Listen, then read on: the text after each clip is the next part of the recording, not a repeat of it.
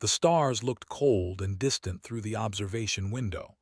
Admiral Park stood alone, her hands clasped behind her back, watching the darkness of space. She was 62 years old now. Her hair had turned gray, and her face carried the weight of too many years spent following rules she hated. Behind her, the Bridge of the Soul's Vengeance hummed with quiet activity. Officers moved between stations, checking systems, running diagnostics. Everything was ready for the inspection. Everything was always ready for the inspection. Commander Han walked up beside her, was younger, maybe 40, with sharp eyes that missed nothing. She held it in her hands, scrolling through protocols and procedures. "They are early," said. Her voice was flat but could hear the anger underneath. Again. Nodded slowly. "They are always early. They want to catch us hiding something." Through the window, she could see the Coalition inspection fleet approaching. 3 massive ships, each one bigger than anything humanity was allowed to build. The lead ship belonged to an insect-like race with compound eyes and clicking mandibles. Their vessels looked like giant beetles made of metal and hate. For 300 years, humanity had lived under the Galactic Accord. The treaty had been signed when Earth first made contact with the Interstellar Coalition. Back then, humans were excited. They thought they were joining a community of peaceful species. They thought the galaxy would welcome them. They were wrong. The Coalition looked at humanity and saw something dangerous. Humans bred too fast. They invented too quickly. They asked too many questions and accepted too few answers. The older races had watched younger species rise and fall for millions of years. They knew the pattern, and humanity did not fit the pattern. So they created the Accord. The terms were simple. Humanity would limit their expansion to 12-star systems. They would not build warships larger than patrol vessels. They would not develop weapons beyond a certain level. They would submit to inspections whenever the Coalition demanded. And humanity, young and afraid and alone in a hostile galaxy, had agreed. 300 years later, Admiral Park watched the inspection fleet approach and wondered how much longer her people could survive like this. On Earth, in a bunker deep beneath the mountains of the Korean peninsula, Chancellor read the latest reports from the outer colonies. His office was small and plain, with bare walls and a single desk covered in papers, and he had never liked luxury. Luxury was for people who had time to enjoy it. The reports were bad. They were always bad. 7 was running out of food. The colony had grown too large for its agricultural systems, and the Coalition had their request to expand to nearby planets. People were starting to go hungry. New was overcrowded. The space station had been built to hold 50,000 people. Now it held 300,000. Families lived in corridors. Children grew up without ever seeing open sky. The mining stations near Jupiter reported disease outbreaks. Workers were dying from lung infections caused by poor air filtration. The Coalition had refused to allow upgrades to the life support systems. Set down the reports and rubbed his tired eyes. 12-star systems. That was all humanity had. 12 systems for 15 billion people, with more being born every day. It was not enough. It had never been enough. His communicator beeped. He answered it. "Chancellor," said the voice on the other end. It belonged to Doctor, the head of Project Horizon. "We are ready." Felt his heart beat faster. "Are you certain?" "Yes, the weapons are complete. The engines work. We have tested everything in secret. Humanity can fight now if you give the order." For 20 years, Project Horizon had operated in the shadows. Hidden facilities scattered across the 12 systems, disguised as mining operations or research stations. Thousands of scientists and engineers, all working on technologies that the Coalition had forbidden. Weapons that could crack moons, engines that could cross the galaxy in days, ships that could stand against anything the Coalition could send. All of it illegal, all of it hidden, all of it waiting for the moment when humanity would finally say enough. "Not yet," said. "We need a reason, something that will unite all of humanity, something that will make even the pacifists want to fight." He did not have to wait long. 3 days later, a human refugee ship crossed into restricted space. The ship was called the Morning Star, and it carried 3,000 civilians fleeing the overcrowded stations around Neptune, families with children, old people looking for a place to die in peace, young couples hopping to start new lives. They had heard rumors of an unclaimed planet in a nearby system, a world with breathable air and clean water, a world where they could live without the coalition watching their every move. The patrol fleet intercepted them at the border. There was no warning, no demand to surrender, no attempt to turn them back. They simply opened fire. 3,000 people vanished in a flash of light, mothers holding their babies, children who had never hurt anyone, grandparents who just wanted to see grass one more time before they died. Gone, all of them gone. The news spread across human space like wildfire. People gathered in the streets of every colony, every station, every settlement. They watched the footage captured by a distant human observation post. They saw the Morning Star break apart under weapons fire. They heard the final transmission from the ship's captain, a woman named, as she realized what was happening. "Please," she had said, "we have children on board. Please, we are not soldiers. We are just people. We just want to live. Please." And then silence. Chancellor addressed the United Earth Assembly that night. The chamber was full. Representatives from every colony, every faction, every political party. They had come to hear what their leader would say.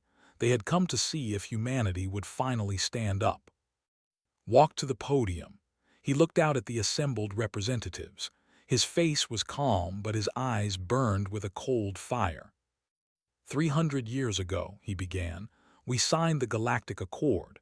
We signed it because we were afraid. We were young and small and alone, and the galaxy was vast and full of things that could destroy us. We signed it because we thought it would bring peace. He paused. The chamber was completely silent. We honored the accord for 3 centuries. We followed every rule. We accepted every humiliation. We watched our people starve and suffocate and die, and we did nothing because we believed that peace was worth any price. His voice grew harder. 3 days ago, they destroyed the Morning Star. 3,000 of our people, families, children, they were not soldiers, they were not spies. They were refugees fleeing the prisons we call colonies, looking for a place where they could breathe. He slammed his fist on the podium. The coalition answered with blood. They murdered our children and called it border enforcement. They slaughtered our families and called it peacekeeping. Straightened.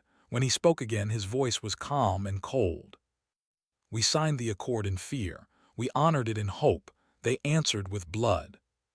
He looked directly into the camera that was broadcasting his words to every human in the galaxy. As of this moment, the Galactic Accord is void. The chains are broken. Humanity is free. On the bridge of the Soul's Vengeance, Admiral Park watched the Chancellor's speech. When it ended, she turned to Commander Han. "Signal the hidden fleets," she said. "Tell them it is time." Smiled for the first time in years. "With pleasure, Admiral." Across the galaxy, in asteroid fields and gas giants and dark spaces between stars, human ships that had hidden for decades began to power up their engines. Weapons that had never been fired prepared to speak. The war for the universe had begun. The coalition expected protests. They expected angry messages and diplomatic incidents. They expected humanity to shout and complain and eventually accept their place in the galaxy, like every other young species had done before them. They did not expect Admiral Park. 72 hours after Chancellor declared the accord void, human fleets appeared from nowhere. Ships that the coalition had never seen. Ships that should not exist. They came out of asteroid fields and emerged from the clouds of gas giants. They rose from the dark spaces between stars where no one ever looked. The coalition had believed humanity had no real military. They had believed the inspection teams had found everything. They had believed that 300 years of oppression had broken the human spirit. They were wrong about all of it. Captain commanded the strike carrier. He was 45 years old with a face and steady hands. He had spent 20 years pretending to be a cargo ship captain while secretly training for this day. Now, finally, he could stop pretending. "All ships report ready," said Lieutenant Bay, his tactical officer. She was young, only 28, but her mind worked faster than anyone had ever met. She could see patterns in chaos and find weaknesses in any defense. Looked at the... Ahead of them, the shipyards at Nexus Prime filled the darkness of space. Thousands of ships under construction, repair facilities, weapons factories. It was the largest military installation in 3 sectors. And it was about to die. "Signal," the fleet said. "Begin the attack." The surged forward, followed by 200 human warships. They were smaller than the vessels. They looked almost fragile compared to the massive beetle ships of the coalition. But looks could be deceiving. The defenders moved to intercept. They outnumbered the human fleet 3-1. Their commanders felt confident. They had crushed rebellions before. They knew how to deal with young species that forgot their place. The first battleship exploded before it could fire a single shot.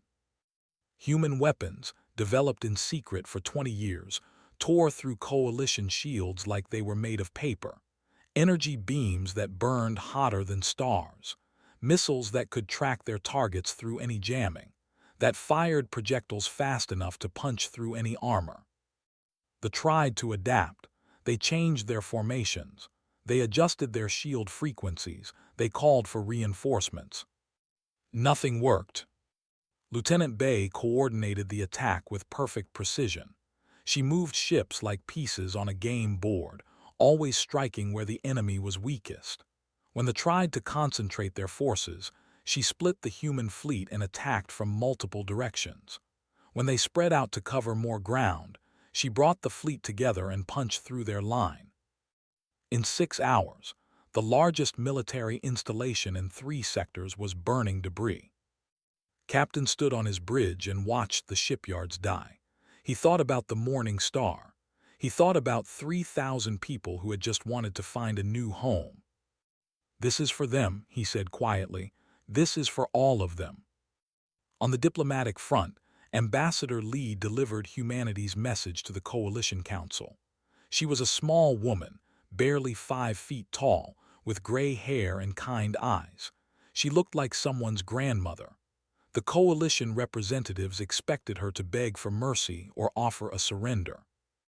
Instead, she smiled at them and spoke words that would echo across the galaxy for centuries.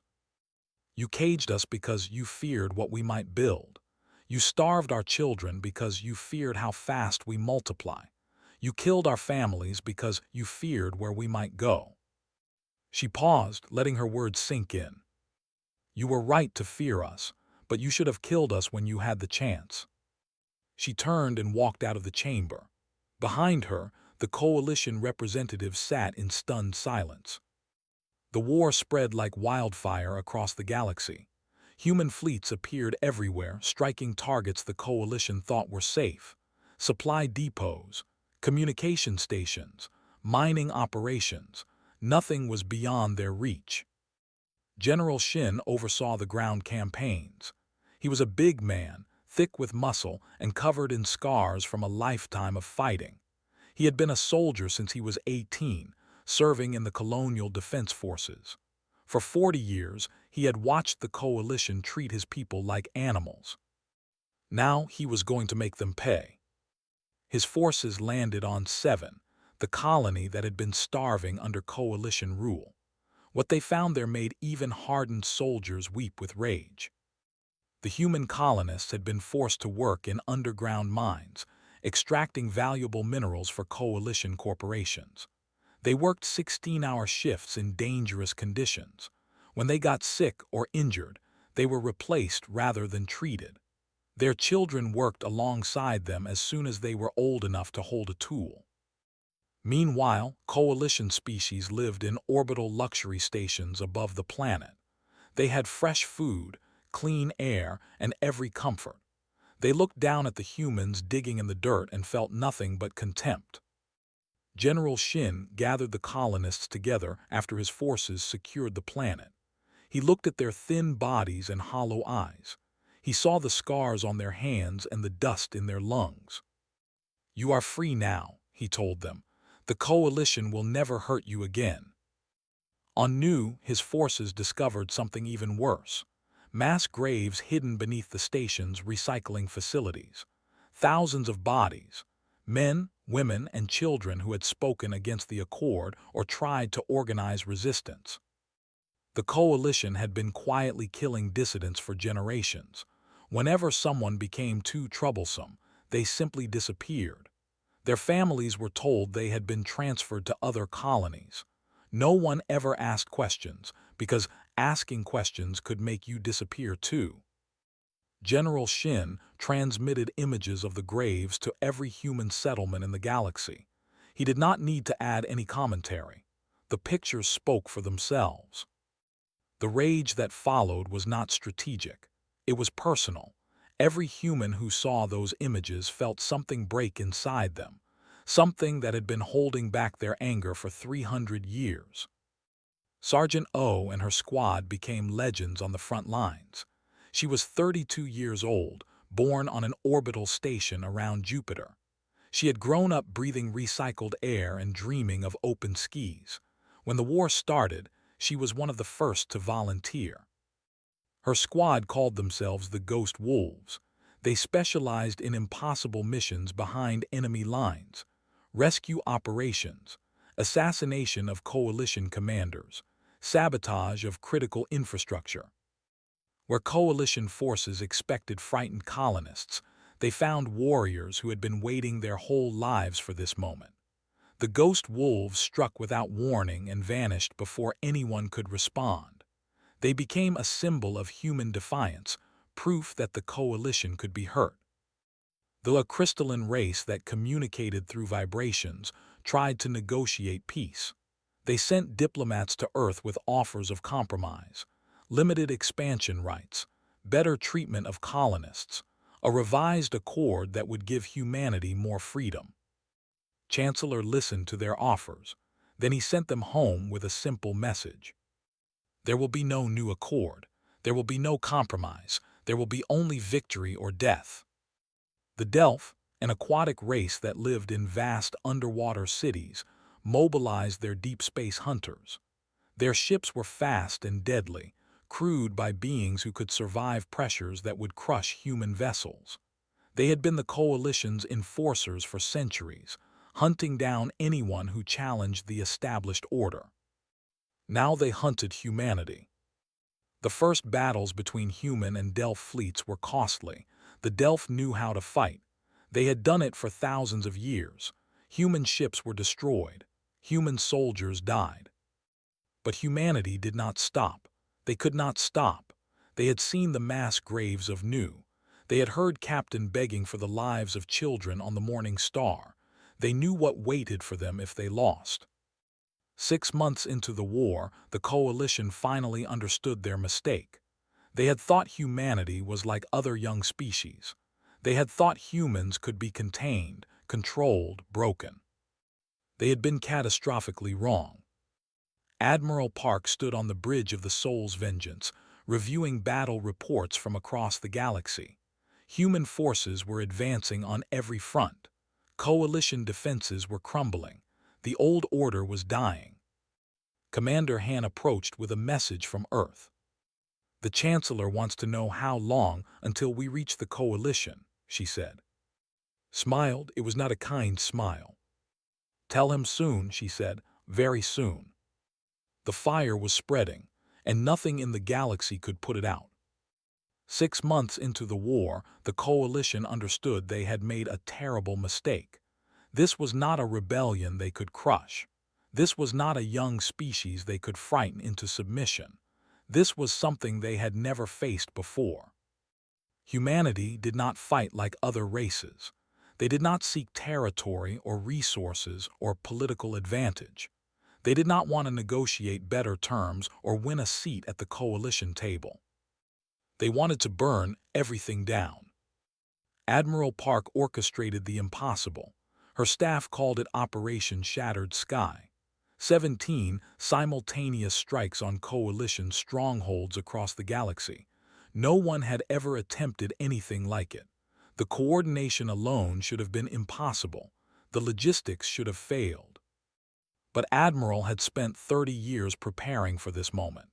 She knew every shipping lane, every patrol route, every weakness in coalition defenses. She had studied their tactics until she could predict their responses before they made them.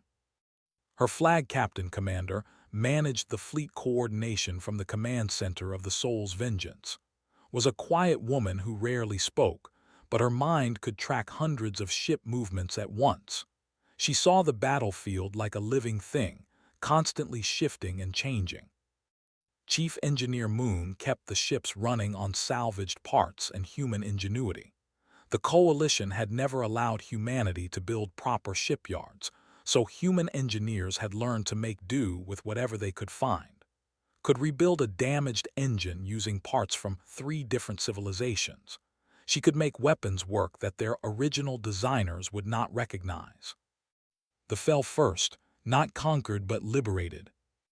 For millions of years, society had been divided into castes. The warrior caste ruled everything. They controlled the government, the military, the economy. Below them were the worker caste, billions of who served their masters without question. The workers had been bred for obedience. Their genes had been modified to make them docile and compliant. They had no rights, no voice, no hope of ever changing their situation. Then humanity arrived. Political officer made first contact with dissidents hiding in the underground tunnels beneath the capital city. Was a specialist in alien psychology. He understood how different species thought and what motivated them. He spent 3 days talking with the dissident leaders. He learned about their history, their grievances, their dreams of freedom. He discovered that the worker caste had been secretly resisting for generations, passing down stories of rebellion from parent to child. The warrior caste thinks you are mindless drones, told them. They believe their genetic modifications made you incapable of independent thought. They are wrong. You have been thinking for yourselves this entire time. You have just been waiting for the right moment. He offered them a choice. Stand with humanity and fight for their freedom, or continue serving masters who would never see them as equals. The uprising began 3 hours before human forces reached the planet. Worker caste sabotaged defense systems, opened gates for human troops, and turned on their warrior caste overlords. By the time Admiral's fleet arrived, the planet was already in chaos. The warrior caste surrendered within a week. Those who refused were killed by their own workers. Humanity did not occupy they simply left it in the hands of the worker caste, with enough weapons to defend themselves. A new government formed, led by beings who had spent their entire existence being told they were nothing. They were different. Their crystalline bodies required very specific environmental conditions. Temperature, pressure, humidity, and electromagnetic fields all had to be exactly right, or their bodies would crack and shatter. Dr. The Fleets discovered this weakness during the first engagements with forces. He noticed that ships always maintained precise internal environments. Even small fluctuations caused visible distress to their crews. He found something else too. They communicated through a shared mental link that connected all members of their species. They could share thoughts and experiences across vast distances. It was what made them such effective soldiers. Every in a battle knew exactly what every other was experiencing. But that connection had a frequency, and frequencies could be disrupted. Developed a weapon he called the Silence. It broadcast interference patterns that blocked communication. When human forces deployed it during the Battle of Crystal Shore, the results were devastating. Soldiers suddenly found themselves cut off from each other. For the first time in their lives, they were alone inside their own heads. They could not coordinate. They could not share information. They could not even comfort each other. Many of them simply stopped moving, paralyzed by the shock of isolation. Others panicked, firing randomly at shadows. Some turned their weapons on themselves rather than endure the silence. The fleet shattered, literally shattered, as distressed soldiers lost control of their environmental systems and their crystalline bodies cracked apart. Only the Delph remained formidable. Their aquatic nature made them difficult to fight. They lived on ocean planets, beneath miles of water where human soldiers could not easily follow. Their ships were designed for extreme pressure environments. Their bodies could survive conditions that would kill most other species instantly. Vice Admiral proposed a different approach.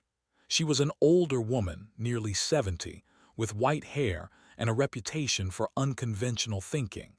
She had spent her career fighting battles that other admirals said could not be won.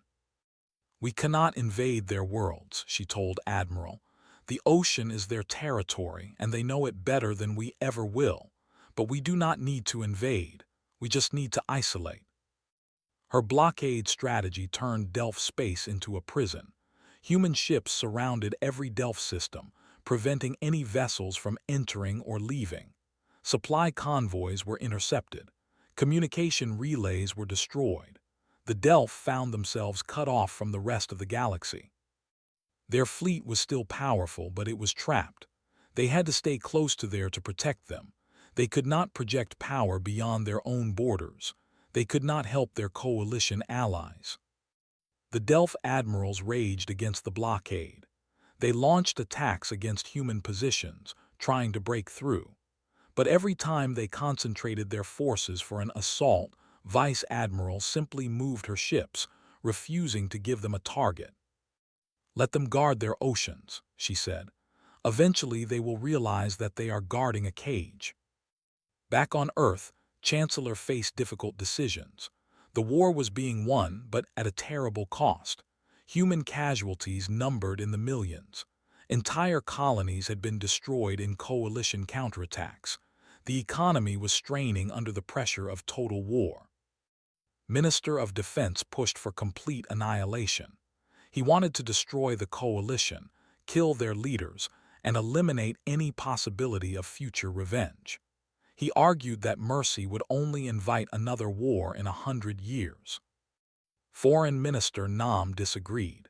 She believed humanity should offer peace terms now, while they held the advantage. Absorb the coalition into a new human-led government. Use their technology and resources to build something better. The debate split the government. Some ministers supported, others sided with Nam. The assembly argued for weeks without reaching a decision. Then Doctor unveiled her latest creation, and the debate became irrelevant. She called it the Horizon Gate, a device that could create stable wormholes between any 2 points in space, regardless of distance. Instantaneous travel across the galaxy, across the universe if they wanted. "With this technology," she told the assembly, "there is nowhere in existence that humanity cannot reach. No enemy can hide from us. No distance can protect them." She paused, letting the implications sink in. The galaxy is no longer big enough to contain us. The universe itself is open. Chancellor looked at the Horizon Gate projections and made his decision. "We are not going to conquer the coalition," he announced. "We are going to liberate it, every species they have oppressed, every world they have controlled. We are going to set them all free, and if anyone tries to stop us, we will show them what happens when you cage humanity." The assembly voted unanimously in favor. Admiral Park received her new orders aboard the Soul's Vengeance. She read them twice to make sure she understood. "We are not stopping at the coalition borders," she told her officers. "We are going beyond, into regions of space no one has ever explored. We are going to find out what else is out there." Commander Hand smiled. "And if we find something that wants to stop us?" His eyes were cold and hard. "Then we will teach them the same lesson we taught the Coalition. Humanity does not bow. Humanity does not break. Humanity fights until there is nothing left to fight." The fleet prepared to move. The horizon gates activated, and humanity stepped into the unknown. They did not know it yet, but they were about to meet something far older and far more dangerous than the Coalition had ever been. The architects were watching, and they were not pleased. The chaos attracted attention from beyond known space. Something old and vast turned its gaze toward the galaxy and saw what humanity had done. It did not approve. The architects had existed since before the stars were born. They were beings of pure energy and mathematics, minds so vast that entire civilizations were nothing more than passing thoughts to them. For 1 billion years, they had shaped the galaxy according to their designs. They had seeded worlds with life. They had guided evolution toward predetermined ends. They had created order from chaos. The Coalition races were their creations. The Delph, and 1,000 other species had been designed by the architects. Their genes had been written like code. Their societies had been programmed to develop along predictable paths: rise, plateau, decline. The same pattern, repeated endlessly across millions of years. Humanity was different. Humanity was a mistake. Commander Ryu led the first expedition through the horizon gate into unknown space. He was a young man, only 35, but he had proven himself in a dozen battles against Coalition forces. Admiral had chosen him personally for this mission. "Find out what is out there," she had told him. "Find out if we have any more enemies we need to worry about." His ship, the Pioneer's Dream, carried a crew of 500 and enough weapons to fight a small war. They jumped through the horizon gate and emerged in a region of space that no human had ever seen. The stars were wrong. That was the first thing noticed. The patterns were different from anything in human star charts. They were in a completely new part of the universe. "Navigation cannot determine our position," reported his first officer, a woman named Go. "We are very far from home." Nodded slowly. "Begin scanning. Look for anything artificial, anything that might indicate intelligent life." They did not have to look for long. The structure appeared on their sensors almost immediately. It was enormous, bigger than any space station or ship that humanity had ever built. It hung in the void between stars, a twisted shape of impossible geometry that hurt the eyes to look at directly. Dr. Ara, the expedition's historian, and studied the readings with growing excitement. She was an older woman, nearly 60, who had spent her life researching the origins of intelligent life in the galaxy. "This technology is incredibly old," she said. "I mean genuinely ancient. The materials alone are older than most star systems. Whatever built this, they have been around for a very long time." Made a decision. "We are going in, prepare a boarding team." The inside of the structure was even stranger than the outside. Corridors twisted in ways that should have been impossible. Gravity shifted randomly from one section to another. The walls were covered in symbols that seemed to move when you were not looking directly at them. Doctor recorded everything, her scientific curiosity overcoming her fear. She found chambers filled with preserved specimens from thousands of different species. She found machines whose purpose she could not begin to guess. She found records. The records changed everything. They were written in a mathematical language that took Dr. weeks to decode. But when she finally understood what they said, she called an immediate meeting with Commander and the senior officers. "The architects," she began, her voice shaking slightly. "That is what they call themselves. They have been shaping life in this galaxy for over 1 billion years. Every intelligent species we have encountered, the Coalition races, all of them, they were designed, created, engineered for specific purposes." She pulled up images from the records. They were designed to be soldiers and workers. They were designed to be administrators and record keepers. The Delph were designed to be hunters and enforcers. Every species has a role. Every species was built to serve the architect's grand design. What about humanity? Asked. What were we designed for? Doctor's face was pale. That is the thing, Commander. We were not designed at all. We are an accident, a mutation that somehow survived. According to these records, humanity was scheduled for extinction 17 times over the past million years. She showed them more images.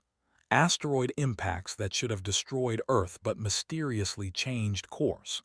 Plagues that should have wiped out ancient human populations but suddenly became non-lethal. Nuclear wars that should have happened but somehow did not. Something protected us, she said. Every time the architects tried to eliminate us, something interfered. They do not know what.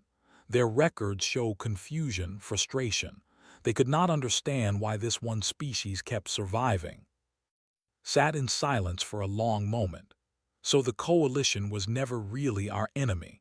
They were just following their programming. The real enemy is these architects. Yes, Doctor agreed. And according to these records, they have noticed what we did to the coalition. They are not happy. The attack came without warning. The architects dispatched their enforcers.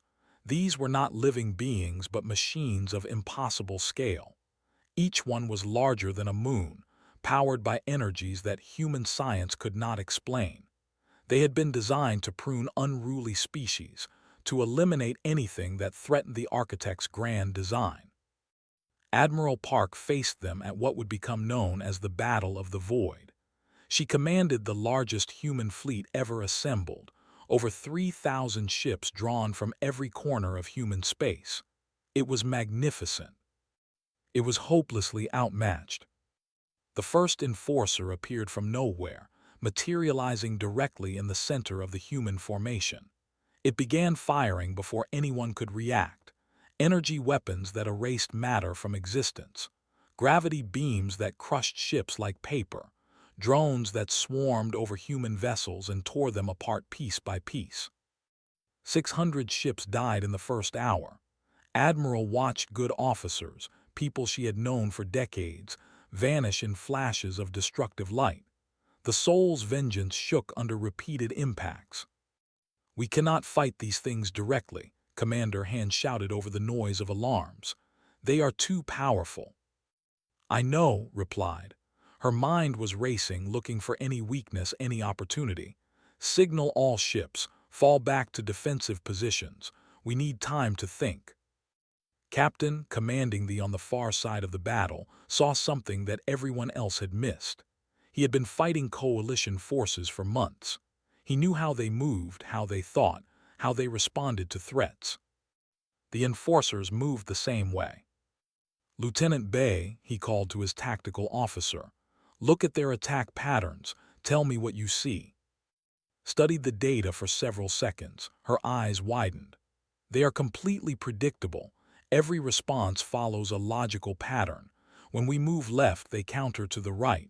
When we concentrate forces, they spread out to compensate.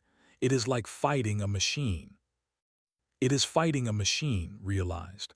The architects designed them to fight coalition-style warfare, methodical, hierarchical, logical. They have never faced anything else. He opened a channel to Admiral.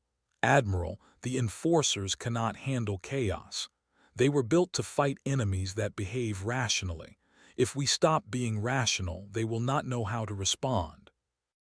Understood immediately. All ships, this is the Admiral. New orders, break formation, attack randomly, retreat without reason. Advance into impossible positions. Do not follow any logical pattern, be unpredictable, be chaotic, be human. The human fleet scattered like leaves in a storm. Ships attacked and retreated at random. Some charged directly at enforcers while others fled in apparently meaningless directions. Weapons fired without coordination. Formations dissolved and reformed without purpose. The enforcers' targeting algorithms collapsed under the unpredictability. They had been designed to fight enemies that behaved according to mathematical models. Humanity followed no model. Their actions made no sense. Lieutenant Bay rewrote the fleet's tactical protocols in real time. She created patterns that were designed to look like patterns, but actually contained no pattern at all. She moved ships in ways that seemed purposeful but led nowhere. The enforcers slowed. Their response times increased. They began making mistakes. General Shin saw the opportunity. Ground forces prepare for boarding action. We are going inside those things. His launch toward the nearest enforcer, weaving through weapons fire that suddenly seemed less accurate. Sergeant O led her Ghost Wolves squad through the hull breach and into the alien machine. The inside of the enforcer was a maze of unfamiliar technology, systems that pulsed with strange energies, corridors that seemed designed for beings very different from humans. But a machine was still a machine. It had weak points. It could be destroyed. And her squad fought their way through automated defenses that seemed confused by their unpredictable movements. They found the central core after 3 hours of brutal combat. It was a sphere of pure energy, pulsing with power that made their skin tingle. Set the charges, ordered, maximum yield. They barely made it out before the explosions began. The enforcer shuddered, then went dark. Its weapons stopped firing. Its drones fell silent. Across the battlefield, humans cheered. But the victory was not complete. There were still more enforcers, still more architects beyond them. And then something happened that no one expected. The remaining enforcers stopped attacking. They hung motionless in space for several long seconds. Then they retreated, vanishing the same way they had appeared. Admiral stared at the empty space where they had been. They are running. They are actually running. They have never faced anything like us, Commander said. They do not know how to fight chaos. Nodded slowly. Good. Let them go back to their masters. Let them tell the architects what happened here today. She turned to face her remaining officers. We won this battle, but the war is just beginning. The architects will return. They will bring more enforcers, more weapons, more power. We need to be ready. How do we prepare to fight gods? Someone asked. Smiled. It was a hard smile, full of defiance. The same way we prepared to fight the coalition. We find their weaknesses. We exploit their assumptions. We refuse to be what they expect us to be. She looked out at the stars. They have been controlling this galaxy for 1 billion years. They think they know everything. They think they can predict anything. They have never been wrong before. Her eyes blazed with determination. We are going to prove them wrong. The architects offered negotiation. After 1 billion years of absolute control, they had encountered something they could not simply erase. For the first time in cosmic history, they were uncertain. Ambassador Lee received the invitation aboard the Soul's Vengeance, a communication from beyond known space, written in mathematical language that Dr. Ara translated. The architects wanted to talk. It could be a trap, Admiral warned. Nodded. It could be, but we need to understand what we are truly fighting. The coalition was just a symptom. The architects are the disease. She traveled through the Horizon Gate to a location in the message, a place between galaxies, where stars were scattered so far apart that the sky was almost completely black. There, floating in the endless void, she found the architect representative waiting for her. The being called itself the Keeper. It was not made of matter in any way understood, light and mathematics given form, equations that had somehow become conscious. When it spoke, the words appeared directly in her mind. You are the mistake, the Keeper said, the error in our calculations. We have watched your species since before your ancestors climbed down from trees. You were never supposed to develop aggression. Your evolutionary path was designed for docility. Stood firm, refusing to show fear. What do you mean, designed? All life in this galaxy was seeded by us. Every species developed according to our plans. The Delph, all of them were created for specific purposes. They grow, they mature, they serve, and eventually they are harvested. This is the natural order we established. Harvested, his voice was cold. Resources, ambassador, energy, consciousness. There are powers beyond this galaxy that require sustenance. We provide it. That has been our function for longer than your star has existed. The truth hit like a physical blow. The coalition had not been oppressing humanity. They had been fattening them. The accord had not been about containing a dangerous species. It had been about keeping the livestock calm until slaughter time. You bred us like cattle, she said. We bred all of them like cattle. Your species was meant to be the same, docile, compliant, perfect for collection, but something went wrong with your development. Mutations we could not explain, behaviors we could not predict. Every time we tried to correct the error, something interfered. What interfered? The keeper hesitated. For a being of pure logic, it seemed almost confused. We do not know. That is what disturbs us most. In 1 billion years, we have never encountered a variable we could not account for. You are that variable. You are chaos given form. The conversation lasted 72 hours. Learned things that changed her understanding of the universe. The architects were not gods. They were servants, bound to powers even greater than themselves. Powers that existed in dimensions humans could not perceive. The galaxy was just a farm, one of millions scattered across reality. But she also learned that the architects were afraid, not of humanity's weapons or fleets, but of what humanity represented, an element of randomness in a universe built on order, a mistake that could not be corrected. We offer a compromise, the keeper said finally. Leave this galaxy, take your ships, your people, your chaos, and go somewhere else. We will open a gate to another galaxy far from here. You can do whatever you want there. Just leave our garden alone. Considered the offer for exactly 3 seconds. No. The keeper seemed surprised. You would refuse salvation. We could destroy you. It would cost us greatly, but we could do it. Then destroy us, replied. But understand something. We are not afraid of death. We are not afraid of you. We were bred to be food, and we refuse that fate. Every species in this galaxy was bred to be food, and we will not leave them to that fate either. She stepped closer to the being of light and mathematics. You made a mistake when you created this galaxy. You made life, real life, beings that can think and feel and dream. You made them just to consume them, but they became more than you intended, and now you face a choice. What choice? Stop the harvest. Free all the species you have enslaved. Let them develop on their own without your interference. Do that and we will have peace. The keeper was silent for a long moment. And if we refuse? Smiled. It was the same smile she had worn when she told the coalition that they should have killed humanity when they had the chance. Then we will burn your garden to the ground. We will teach every species in this galaxy how to fight. We will spread chaos to every corner of existence.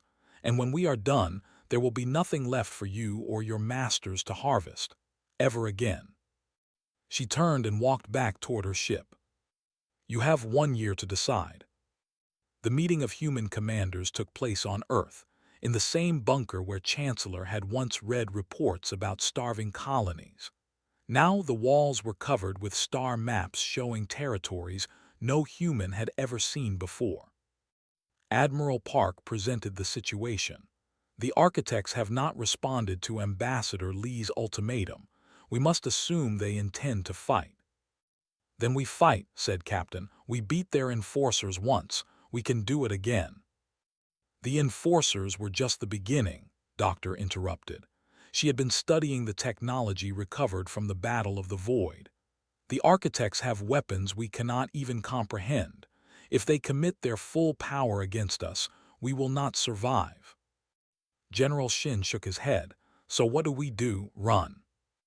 No, said Vice Admiral. We do what we did with the Delph. We do not fight them directly.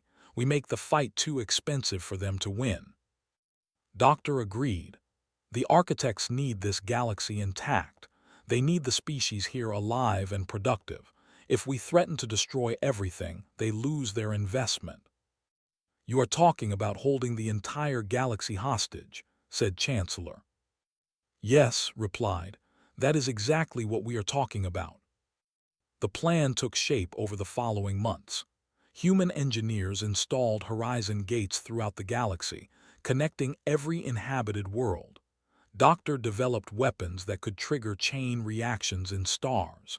If the architects attacked, humanity could destroy the galaxy itself, leaving nothing for anyone to harvest. But weapons were only part of the strategy. The more important work was done by people like political officer, who traveled to every species the architects had ever oppressed. He visited the worker caste, who had tasted freedom and wanted more. He visited the fragments, individuals who had been cut off from the hive mind and discovered they liked being alone. He visited the Delph poets, dreamers who had always felt confined by their aquatic worlds and wondered what lay beyond the oceans. To each of them he delivered the same message. The beings who created you did it for their own purposes. They never intended for you to be free. They never intended for you to be anything but food. But you can be more. You can be whatever you choose to be, and humanity will help you fight for that right. The response was overwhelming. Species that had been enemies for thousands of years found common cause. The workers provided manufacturing capability. The fragments provided communication networks. The Delph poets provided navigation through the deepest reaches of space. An alliance formed that the architects had never predicted. A coalition not of servants, but of free beings. 1 year after Ambassador Lee's ultimatum, the combined fleet gathered at the edge of known space. Human ships flew alongside vessels and constructs and Delph hunters.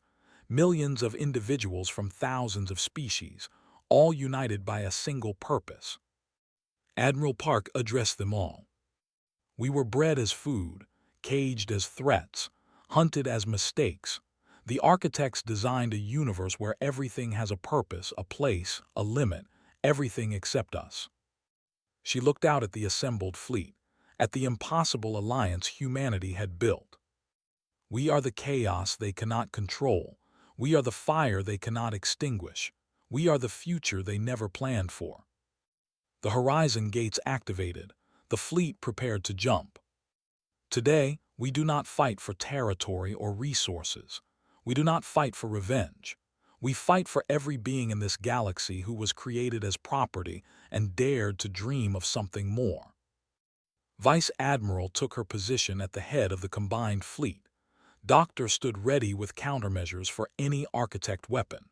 Chief Engineer Moon had modified the fleet to operate as a single coordinated unit. The architects have ruled this galaxy for 1 billion years, continued. They think they know everything. They think they can predict anything. She smiled. They are about to learn that some things cannot be predicted, some things cannot be controlled, some things can only be experienced. The fleet jumped. The war for the universe had begun, and for the first time in cosmic history, the outcome was uncertain. 1,000 years later, the galaxy had transformed beyond recognition. The architects were gone, not destroyed but changed. Contact with humanity had infected them with something they called the variable. They could no longer predict. They could no longer control. They had become, in their own strange way, alive. Admiral Park's statue stood on 100 worlds. Captain's descendants commanded fleets that spanned dimensions. Doctor's research had unlocked technologies that would have seemed like magic to her ancestors. The species that had once been property now governed themselves. They made mistakes. They fought among themselves. They created art and music and philosophy that the architects could never have designed. They were free. And at the center of it all, on a small blue planet circling an ordinary yellow star, humanity remembered where they had come from. They remembered the chains of the Accord. They remembered the massacre of the Morning Star. They remembered the moment when they had looked at the universe and refused to accept their place in it. The galaxy had tried to contain them. The architects had tried to control them. Both had failed. Because humanity was chaos. Humanity was fire. Humanity was the variable that could never be predicted. And they would never be caged again. On the wall of the United Earth Assembly, newly rebuilt after 1,000 years of growth and change, a plaque bore the final words of Chancellor, spoken on the day the Accord was broken. They asked why we abandoned the treaty. We told them we were never meant to be bound. The stars stretched out in every direction, full of possibilities that no one had ever imagined. And humanity reached for them all.